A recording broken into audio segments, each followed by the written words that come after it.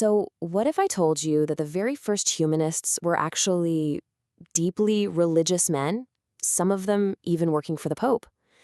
Yeah, it's a bit of a head scratcher.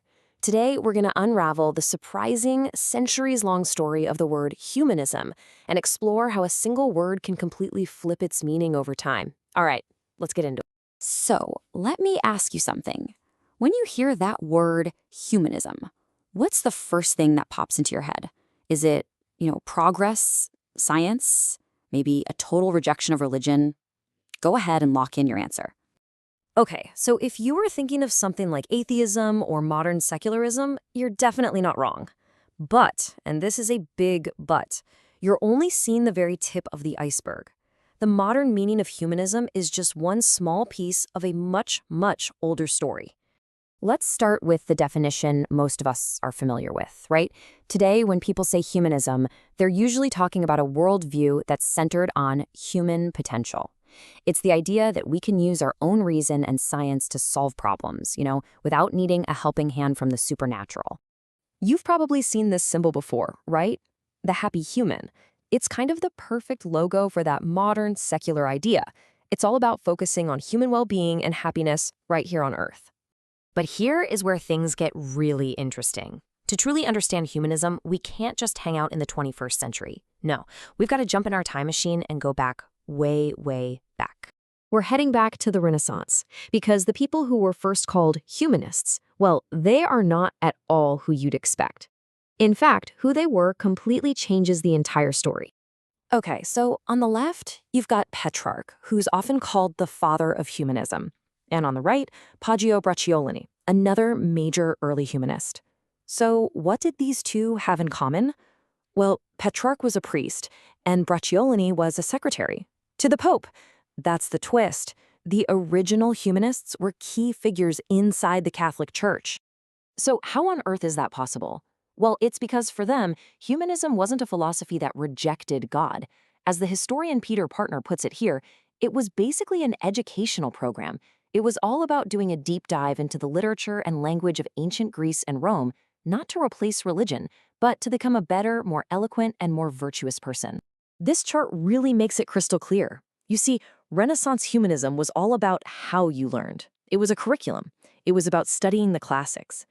Modern secular humanism, on the other hand, is about what you believe. It's a whole life stance. It's the same word, but we're talking about two completely different concepts. Which, of course, brings us to the million-dollar question. How did we get from point A to point B? I mean, how did a term for a bunch of bookish, classical scholars transform into a synonym for a secular, non-religious worldview? Well, this change, it didn't happen overnight, not at all.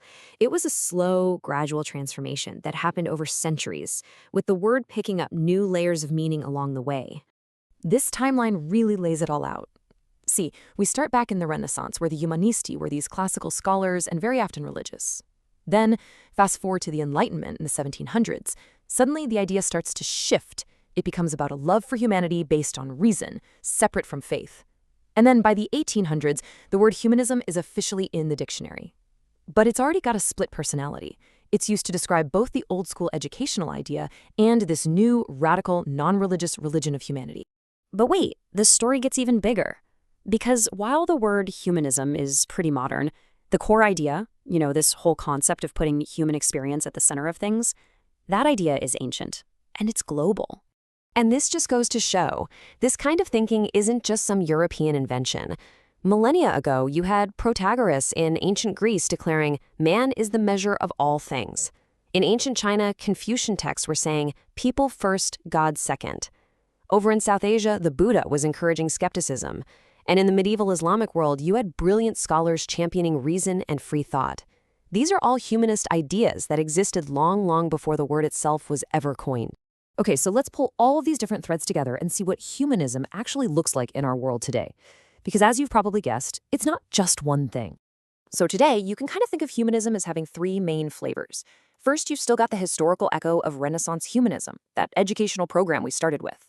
Then you have secular humanism, which is the modern, non-religious worldview, but there's also a third kind, religious humanism. This one actually blends humanist principles with faith, basically arguing that religion should be centered on human needs and well-being. Three very distinct ideas, all using the same name. But there's a darker side to this focus on human reason.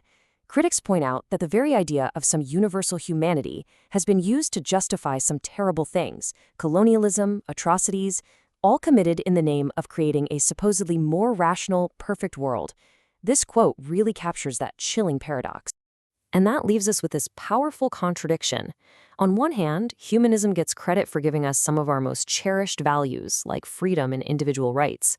But on the other hand, it's also been blamed for some of history's worst moments. So the question we're left to wrestle with is this: is our intense focus on humanity, in the end, a force for good? It's something to think about. Thanks for joining this explainer.